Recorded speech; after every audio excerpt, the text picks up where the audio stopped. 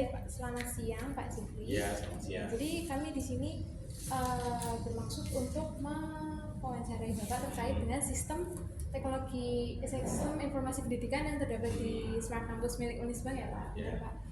Jadi sebenarnya kami izin memperkenalkan diri dulu. Saya Aisyah.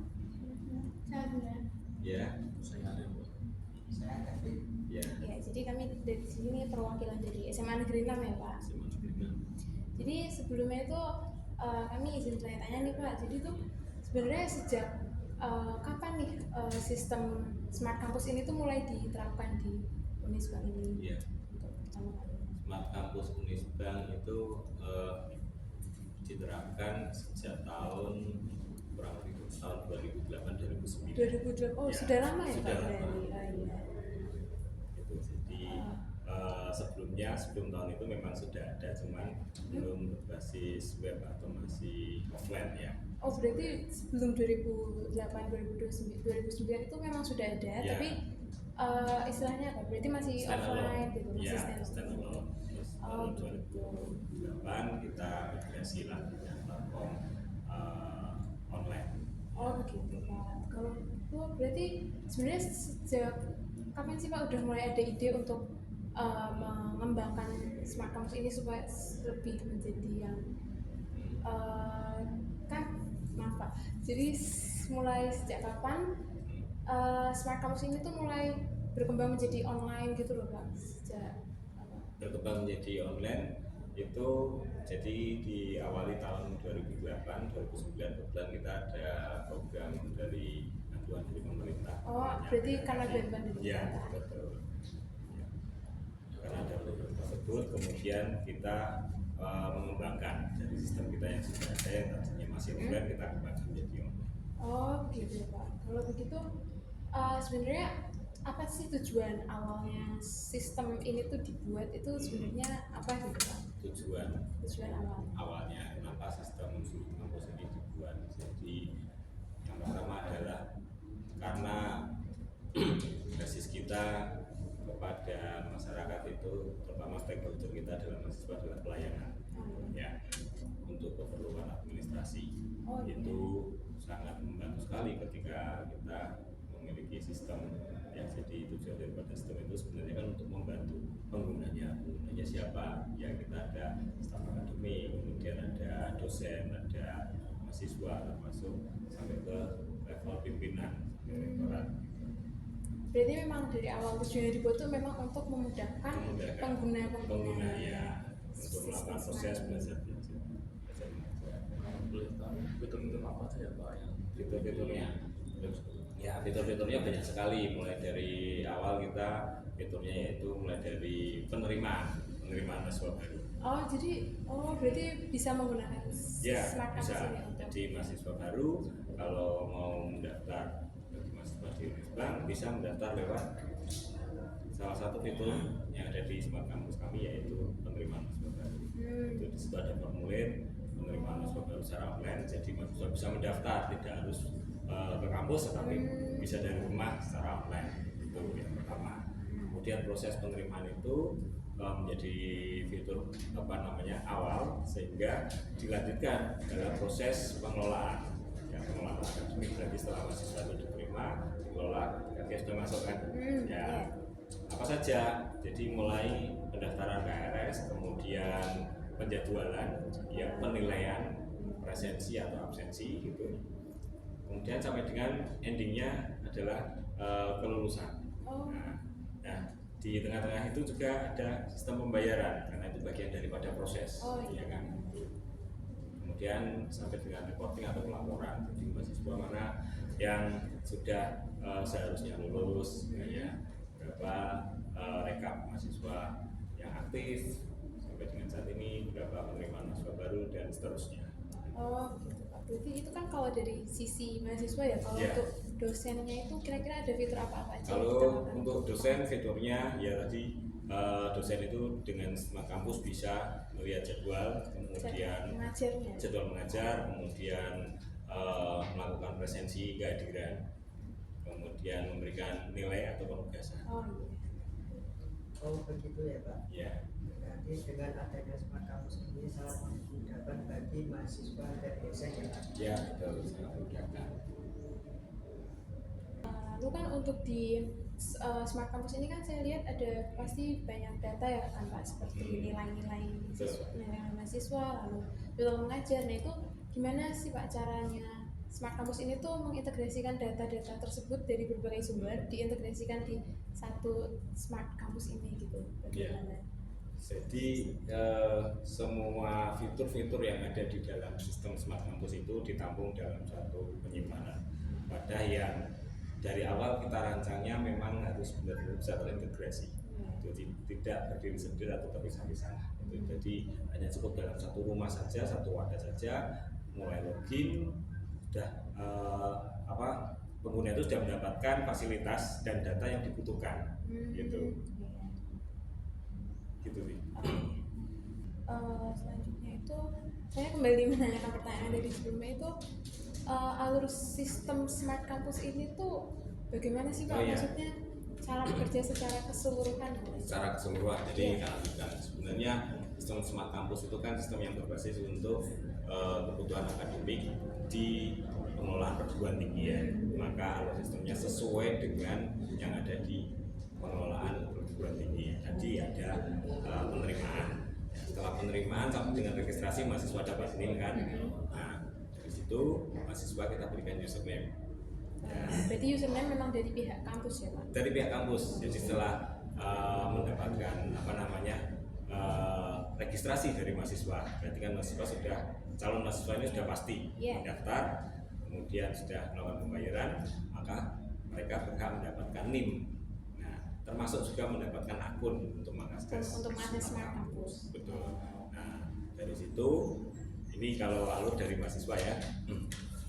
Akun yang dibagikan tersebut bisa digunakan untuk nanti dalam proses belajar mengajar, ya melihat jadwal, melihat nilai, mengupload tugas, betul, kemudian informasi kegiatan mahasiswa dan lain sebagainya. Berarti memang semua itu bisa dilakukan dari Smart Campus. Bisa dari Smart Campus. Membantu. Sangat membantu.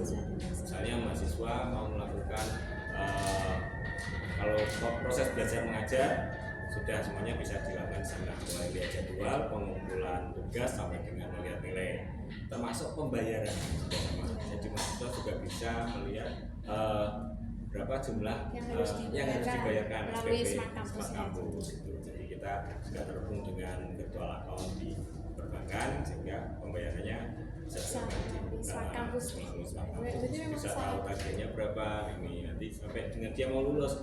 Ada tagihan untuk pembayaran sudah bisa dilakukan dari sini. Oh bisa. Kalau terkait dengan pendaftaran skripsi gitu itu juga bisa dilakukan bisa di Smart termasuk Campus. skripsi ya bisa. Nah. Apakah nantinya sistem Smart Campus ini akan dikembangkan kembali Pak? Perkembangan Smart Campus dari waktu ke waktu, dari tahun ke tahun terus dilakukan perkembangan, tidak pernah ada berhenti. Oh berarti memang tiap tahun itu selalu diimprove ya Pak? Selalu Smart diimprove, Campus ya sesuai dengan kebutuhan. Pertama kebutuhan pengguna bisa dari sisi mahasiswa, dosen dan manajemen. Ya, kemudian yang kedua dari stakeholder eksternal yaitu misalnya pemerintah ada mengeluarkan kebijakan atau undang-undang baru yang harus kita bisa menyesuaikan dengan peraturannya. Jadi setiap waktu terus berkembang, tidak ada hentinya. Berarti memang selalu terus ya. Konsisten. Kalau misalnya Smart Campus ini websitenya tuh buka 24 jam, tidak boleh terus buka 24 jam. Berarti bisa diakses 24 jam. 24 jam dari mana saja. Dari mana saja. Iya. Walaupun di luar kota sekalipun. Bahkan kita mahasiswa kita yang magang sampai ke luar negeri ya kan kita ada pertukaran mahasiswa juga sampai ke Jepang, ke Thailand kemarin mereka juga tetap dari sana bisa mengakses Smart Campus 24 jam dengan waktu negaranya masing-masing. Iya, bisa. Yang penting ada koneksi internet ya. Apa saja perangkat keras dan guna yang digunakan dalam masyarakat ini? Untuk pengembangannya perangkat kerasnya, jadi dari sisi perangkat keras yang pertama karena sistem ini dibangun untuk tujuan online berbasis web 24 jam, kita butuh yang namanya server ya. Ya, server dan seperangkatnya. Kalau server ada router dan koneksi internet gitu. Kemudian juga memerlukan perangkat jaringan yang memadai. Kalau dari sisi pengguna berarti juga membutuhkan perangkat untuk mengakses, bisa lewat laptop, desktop atau handphone ya, sama koneksi internet. Jadi sebelum itu tuh bagaimana pihak pengelolaan sistem memastikan keamanan dan kerahasiaan data dalam ini. Memastikan keamanan data, iya, memastikan keamanan data. Tentunya semua data yang masuk ke tempat kita, ya, kita batasi, tergantung daripada kebutuhan masing-masing level. Tidak semuanya kita berikan, jadi tergantung level penggunanya siapa yang membutuhkan. Oh, berarti jadi untuk memastikan keamanan data-data yang tersimpan di Smart Campus itu berarti yang bisa mengakses itu yang hanya beberapa saja, iya, saya beberapa orang saja tertentu ya, yang membutuhkan. Misalnya mahasiswa, ya dia hanya mendapatkan data mahasiswa itu sendiri, gitu. Tapi ketika levelnya sebagai dosen atau kaprodi, ya berarti akan lebih luas lagi dan seterusnya. Gitu. Jadi memang nggak bisa ya Pak, kalau misalkan sebagai mahasiswa tapi dia berusaha untuk melihat data-datanya dosen itu nggak bisa ya Pak, memang sesuai ya, levelnya. Sesuai level dan role-nya masing-masing. Manfaat yang dapat dari Smart Campus. Manfaat Dari penerapan Smart Campus ini tuh apa aja sih Pak bagi dosen dan mahasiswa sendiri manfaat? Jadi manfaatnya ini Smart Campus ini adalah sebuah satu sistem, suatu software, suatu alat bantu, ya, yang pastinya mempunyai manfaat, memberikan memudahkan ya, memberikan kemudahan pengguna, ya, memberikan kemudahan bagi penggunanya untuk operasional dalam akademik ini sesuai kebutuhannya masing-masing. Ya, kemudian secara waktu menghemat waktu, Lebih efisiensi waktu ya, daripada kalau zaman dulu sebelum ada sistem masih harus ditulis tangan, diketik manual, fotokopi. Dengan ini tidak perlu lagi. Jadi memang sangat membantu ya, apalagi dalam efisiensi waktu. Kalau gitu sering nggak sih Pak pihak Direktorat Teknologi Sistem itu mendapat keluhan nih, kayak kendala-kendala apa yang sering terjadi di Smart Campus ini, kayak masalah teknis apa yang sering terjadi? Masalah teknis tidak bisa kita pungkiri, memang pasti ada, karena kita berhubungan dengan banyak sekali pengguna dengan background latar belakang masing-masing dan kondisi perangkat masing-masing. Itu kendala teknis biasanya dari sisi pengguna, ya, apa saja ruang lingkupnya, bisa dari sisi perangkatnya, koneksinya, software yang digunakan atau browsernya, seperti itu ya. Penanganan seperti itu harus memang dilakukan secara custom ya, jadi one to one, case by case ya, tergantung kasusnya, tidak bisa kita samaratakan, tapi pada prinsipnya sama. Tetap kita telusuri satu persatu sumber kendalanya dari mana, begitu. Seperti itu contohnya. Kalau kendala tidak pasti ada ya setiap itu, karena setiap pengguna juga memiliki pengetahuan yang berbeda, koneksi di lingkungannya yang berbeda, perangkatnya juga berbeda. Ya, itu yang memang harus kita berikan edukasi, ya, berikan pendampingan. Waktu awal-awal diterapkan itu langsung semua mahasiswa dosen itu langsung memakai ini atau bertahap gitu Pak? Bertahap. Oh, bertahap, Ya. berarti nggak langsung Jadi semua. penetrasi teknologi kita lakukan secara bertahap, seiring dengan perkembangan sistemnya, karena sistemnya juga dikembangkan bertahap, jadi tidak di semua lini. Kita ada dosen, ada mahasiswa, ada staf akademik dan lain sebagainya. Jadi tergantung fitur mana yang sudah siap untuk kita terapkan dan mana yang butuh urgent duluan, itu yang kita terapkan dulu. Jadi sesuai kebutuhan dan urgensi masing-masing. Setelah itu nanti merambat ke segmen pengguna yang lain gitu. Jadi tidak bisa langsung serta-merta kita terapkan munculkan semuanya, iya gitu. Karena itu juga sebagai satu strategi memastikan sistem ini benar-benar berjalan sudah sesuai alurnya gitu. Karena tadi ada leveling pengguna kan, Iya, pengguna yang harus memiliki akses lebih besar, mana itu yang harus kita kerahkan dulu. Nah, memastikan itu sudah smooth, sudah berjalan lancar, baru kita keliling ke pengguna tingkat yang lain. Kalau smart campus itu tuh memanfaatkan AI nggak sih Pak dalam pengoperasian atau Dalam pengoperasiannya untuk saat ini belum Ya, pakai AI belum berarti pakai ya? AI. Jadi ini masih dalam pengembangan ya, karena memang trennya ke depan itu AI ya. Nah, Iya. untuk saat ini belum, tapi pengembangan itu masih terus dilakukan. Ya. Nah, jadi ada kemungkinan nih di masa depan sudah memanfaatkan AI dalam smart campus. Insya Allah ada kemungkinan. Tapi ya, ini. Sistem smart campus ini tuh berbasis server lokal atau cloud gitu Pak? Server kita ada di sini. Berarti lokal. Ya lokal. Server lokal. Istilah kerennya on premise ya. On-premise. Jadi server fisiknya ada, dan kita punya arah server seperti ini di ruang server. Kita instalasi, kita kelola sendiri. Berarti tim pihak pengelola smart campus ini tuh yang utama tuh siapa sih Pak kalau di Unisba ini, pihak pengelola smart campus? Pihak pengelola smart campus pastinya ada di Direktorat TSI. Ya, TSI itu ya Pak. ya, betul.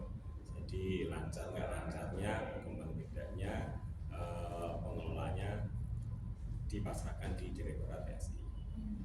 Kalau misalnya ada masalah teknis gitu Pak, harus lapor kemana sih? Harus melapor ke Direktorat.